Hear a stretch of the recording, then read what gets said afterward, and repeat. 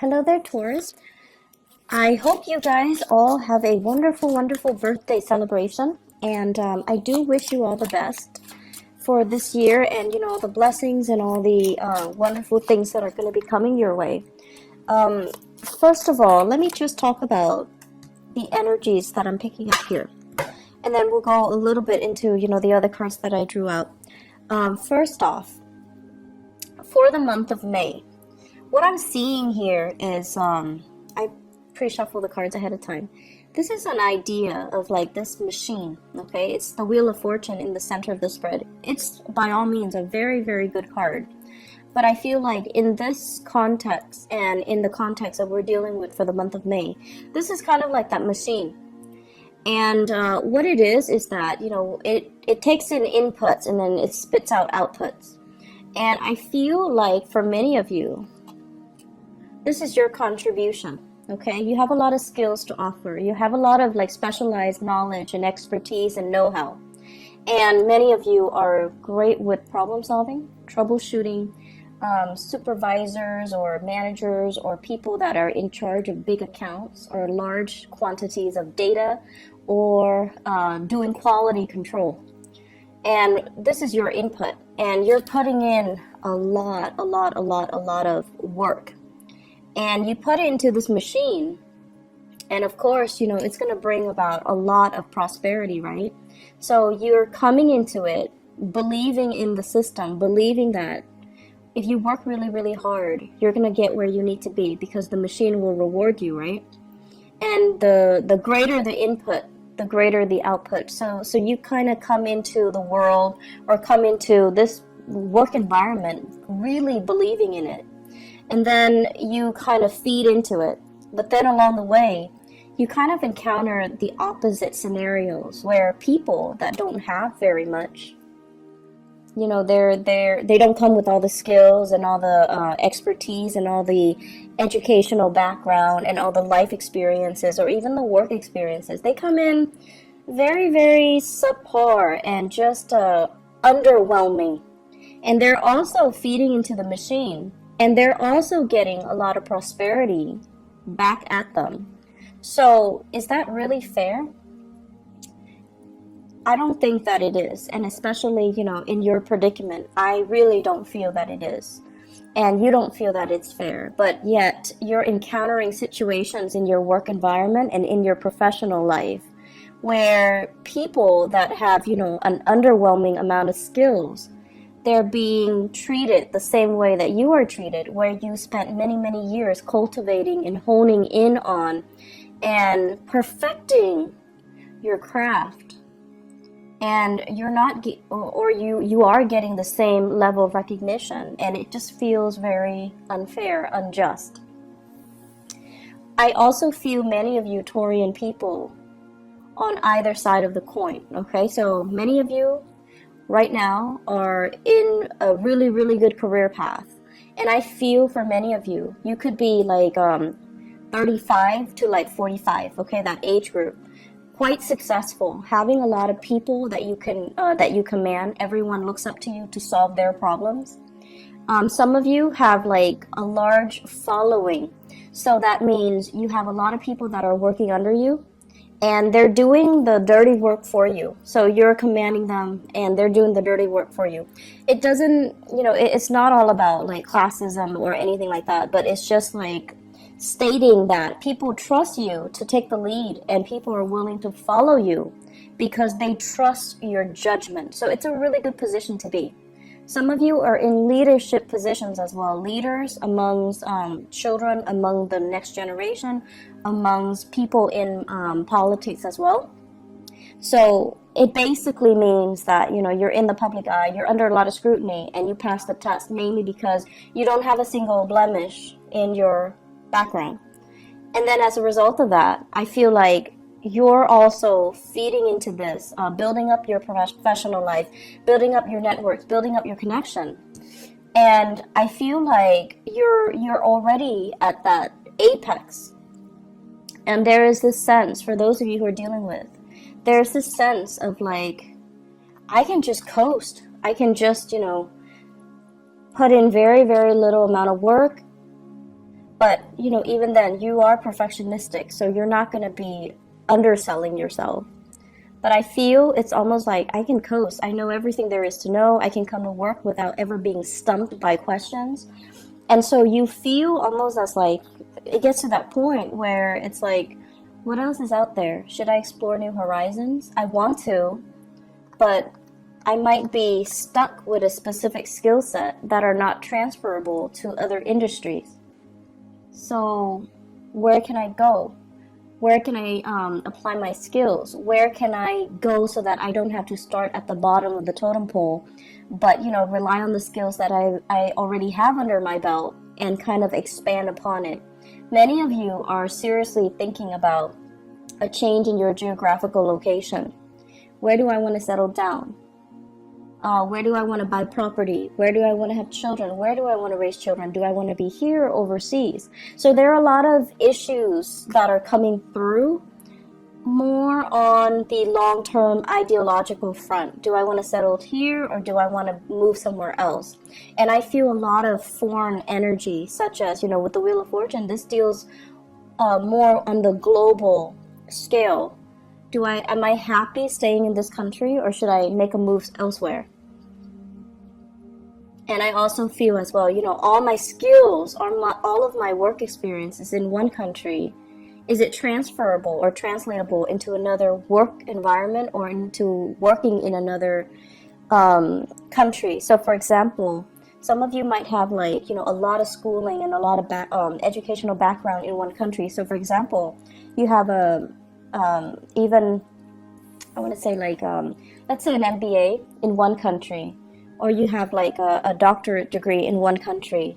And if you were to move, those degrees are not transferable. And so you find yourself kind of stuck, right? You don't want to start over, but at the same time, it's really difficult for you to make that move, that transition, when the degrees themselves are not recognized in the new country. And then many of you want to change, I'm hearing like change jurisdiction. Like you might have a license in one state and you want to practice in another state, but you have to redo that process. You have to get the license in the new state. So all of these things are coming up for re-examination.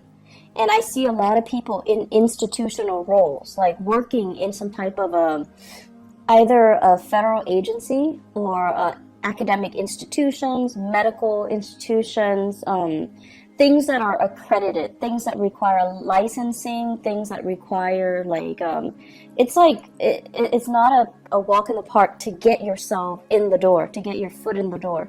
So if you were to leave it and start over, it can feel very daunting, and it can also feel like you have to start from scratch. But there are new opportunities that are coming in on the horizon right now, and I feel it's converging. It's like it's coming in for you. And some of you might have an offer on the table to switch agency, to switch into a new position, to switch into something a little bit different. And I feel like you're definitely emotionally drawn to that decision, you know, to that offer. But it might not pay as much as you're hoping. It might not pay what you feel would be enough to support your standard of living. So it's a big trade-off here, but I feel like you're looking for something new. The status quo is okay. It looks great, you know. You have a lot of respect. People really love and admire you in the work environment. They admire your work ethics. But I do sense that you've been here a little bit too long, and you're just like, I'm growing roots. I'm gathering moss. And so shifting, changing gears, moving would be the ideal circumstance. And there's a sense of wanderlust, again, like wanting something a little bit more exotic, wanting something a little bit different, okay? So that's coming into the picture. The rest of the spread, what it talks about overall is it deals heavily with, I keep seeing this for you guys as well. It's an environment where we really have to work together with other people. This is a card about collaboration, and this is deals heavily with exchanging in ideas, sharing our best practices, listening to other people, and finding mentors or finding teachers in very unlikely places. Okay, so it's sort of like learning by doing, and also the people that you manage, they actually might be the ones that have a lot to teach you. So whereas you're hoping to learn from your supervisors, your manager, your higher ups, but in fact, because of this collaborative card, it deals heavily with learning from unlikely sources. It's like messengers come in all shapes and forms. So you might have an underling that's, like an intern that's just starting out. You're managing his or her work, and they're teaching you a lot of things. They're the ones that are bringing new ideas into the picture. And so I feel here it's kind of like allowing yourself that humility to learn from people that might not have as much experience as you do, but because they're looking at the same problem with a fresh pair of eyes, they're able to arrive at creative solutions that you might not have thought about. So I feel a lot of collaboration coming in, sharing knowledge, sharing skills, sharing the best way to do something. And I feel as if this process alone, it's sort of like it's a really good process overall.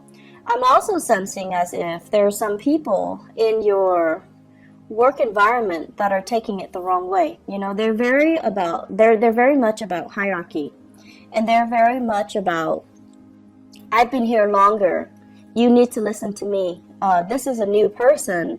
They don't really have the skills and the expertise. They should not be able to tell us what to do, or they should not be able to, I want to say, they should not have a say in the direction of the company because they haven't been around. So there are conflicting messages here regarding people that might have been in the field for a really long time, but they have no idea what they're doing, or they're so entrenched in it, it's hard for them to shift gears, and it's hard for them to think creatively. Okay, we all know those types. And then there are people that are brand new, that are very innovative, but no one's really giving them the time of day. So it is up to you to really try to shape young minds. Some of you might be teachers, shaping young minds. It might be up to you to, provide the creative framework so that you can allow these new people to explore, and allow these new people like some type of hands-on approaches so that they can learn by doing, and that they can, improve their problem-solving skills. So don't listen to the people that are like, I've been around, I know exactly what I'm doing, but they're not really, pulling their weight, or they're so entrenched in one way of doing things that they're not able to switch gears, think creatively, solve problems through a new, fresh pair of eyes, or, adopt new technology even. So success is only on the surface. You have to really delve deep to really, understand what people are dealing with and how they perceive their work, okay? Because success is only skin deep. So aside from that, the other messages that I'm getting in the picture here, it feels to me as if many of you are thinking about, once again, changing location. And you might, want to stay in the same job, but really, really thinking about like saving up, planning, plotting to kind of leave the nest. Some of you might be living with parents, and the housing environment looks a little bit crowded. The work that's cut out, it's sort of like, I have a space, I don't have to pay rent, or I'm paying very minimal rent, and I'm not doing all the chores. The chores are divided between all the people in the household, possibly with family. And so it just feels as if it's very comfortable. It's like, it's not a lot of work because it's spread out across many people. But you're at a point where you do want to grow, and you do want to be able to be independent. So many of you are at this place. It's a catch-22. On the one hand, it's so comfortable, and rent is cheap, but on the other hand, it's like I really want to have my own space. So I see many of you plotting and planning in that regards. And I'm also seeing many of you, the house situation, you might have been thinking about like repairs and things like that. Like, this is a card about marriage, and it's also like the physical dwelling, okay? When it's in the reverse, I usually think of like putting a lot of money into a relationship, putting a lot of money into housing repairs. And you might have come out since the beginning of the year, since January, fixing something, cleaning up something, cleaning up the gutters, cleaning up the drain, doing a lot of fixer-upper types of projects as it relates to this housing situation. And now you're like, is it really worth it? Can we just sell the house as is and then move on? But you're still biding your time, and everything that you do, you are taking very careful and methodical steps. So I feel like some of you are at that point where you're like, maybe we should just sell it. Or maybe we should, change location and just rent somewhere else. Maybe we should change into another city. Maybe we should, leave the nest and create our own nest. For those of you who are newlyweds or who are thinking, who are in significant relationships and you're thinking about having children. So that's an element coming in as well. Career looks really, really good. I feel like for many of you, you're very established in your career and you're watching this. And then for others, you're at a place that is very, very safe. Okay, so it's like a 10-year track, or it's like you have your foot in the door in some type of a career building position. So it could be like a governmental agency, it could be with the county, it has really good benefits and things like that. That's what I'm sensing.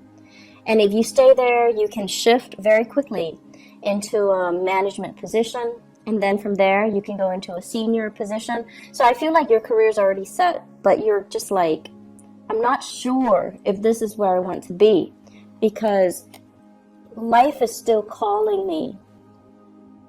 Foreign lands, foreign seas, foreign languages, foreign people, it's still exotic. So I feel many of you are at a point where you have something that's really good, but you're still not 100% content. There's still that pull, that wanderlust, okay? I pulled out these 3 cards, and I wanted to see what your love life looks like. Mainly because this is so work and career and finance focused that I wanted to, specifically look at other areas of your life. So what I have here, first of all, is a water sign. So this is a Pisces, Cancer, Scorpio, Sun, Moon, or Rising. This is somebody who's very home-based, very home-oriented, okay? On the weekends, they don't want to go out with friends. They want to just stay home and cuddle and spend a lot of time with you. This is somebody that calls and checks up on you when you're at work. Not so much checking up, but, they check in on you. They're a little bit more, they need a lot of reassurance. They need a lot of time. They need a lot of attention. And I feel like many of you, this is a relationship partner for many of you. And I feel for many of you, this is somebody that you're married to. This is somebody that wants to settle down, that wants to that might ask you, do we want to have more children, or can we have more children? They also want their own space with you. For many of you, that's they're kind of telling you, let's start a family, let's build a nest, let's move out, let's live on our own.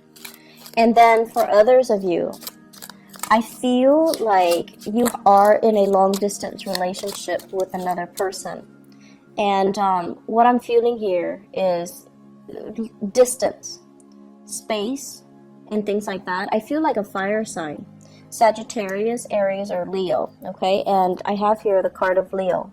That's coming out very prominently, and I do have here this fire sign. So I feel like there might be a long-distance relationship where it's I don't feel like it's new. I feel like it's been ongoing, and it's kind of difficult to maintain, mainly because you're at this point where the person might be wanting to start a family. The person might be wanting to, settle down, have roots, and things like that. And so once again, Aries, Sagittarius, or Leo. And it just feels as if there's a sense of longing. There's a sense of like, you know, both of you mutually missing each other, like really longing for each other to be nearby.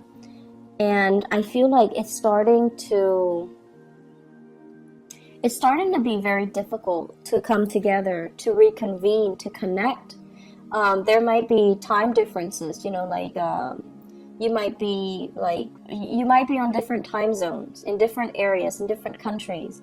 And so it's nighttime where they are, daytime where you are, and you can't really Skype, you can't really connect, you can't really FaceTime, you can't really see each other, you can't really, you know, share. And then there are days when, you know, you've had like a really bad day and you want to call them and they're not there. So it just feels almost like timing is kind of working against you in this relationship, and you're watching the time kind of tick away. And so it's hard. Long distance relationships are hard, but I definitely feel the emotions are there. The longing, the love, the affection, the commitment is there. It's just getting, I feel like it's difficult for the other person more so than it is for you. You've got your career, your wealth, and your that you're building. The other person, they're okay. I mean, I don't feel they're financially in dire strait or anything, but I feel the longing and the missing and the, you know, wanting to be together. That is taking its toll on them emotionally. And so it's a little bit challenging for the two of you to continue in the relationship because you don't really know, you don't have a vision of how the two of you are going to reconvene. You don't have a vision of how the two of you are going to come together and be, you know, establish a family. Okay, so it's like you need to work this out in your current relationship. What I also have as well, for those who are single people who are, you know, out dating and things like that, I feel like there might have been a recent breakup here with the Four of Wands. A recent breakup. So it could be a fire sign, Sagittarius, Aries, Leo, a water sign, Pisces, Cancer, Scorpio, or even another earth sign, Taurus, Virgo, Capricorn. And what you're doing here is, this is the end of conflict. So this is kind of like, you're out of my life, we're not fighting anymore, I'm no longer, like, you're getting over the relationship, okay? And I feel for many of you, it was a significant relationship where you might have shared space with each other at one point. You might have shared housing. You might have lived together even at one point. I feel like somebody moved out and there is a sense of longing, missing somebody, but you're kind of like, I'm kind of over it. I'm not going to succumb to the temptation to reconnect and to reach out. For many of you, if you're dealing with a water sign, Pisces, Cancer, Scorpio, they are reaching out to you. They're reaching out, and there's an apology that I'm feeling here, and you're kind of turning the other way, and it's kind of like signaling to me the end of conflict. No more fighting, no more internal struggle, no more external struggle, and taking new opportunities, okay? Singles, it's a really good time for you to make the most of your birthday time. Birthday time is what we call like the solar return, when you have a lot of luck and prosperity on your side. So you want to make the most of it and, you know, tell yourself out with the old, in with the new, so that you can invite new energies into your life, okay? It's going to be a really, really good month. I feel many of you are getting over breakups. And I see many of you are kind of like trying to solidify a relationship as well. You still are trying to figure out the direction, you know, like, what's going to happen? How are we going to come together? So it's still not there yet, but I feel like it can get there. Just give it a little bit more time, okay? So Taurus, I hope you all have a wonderful birthday celebration time. I wish you all the best, okay? And take care of yourself. Take it easy, all right? I'll talk to you guys soon. Bye-bye.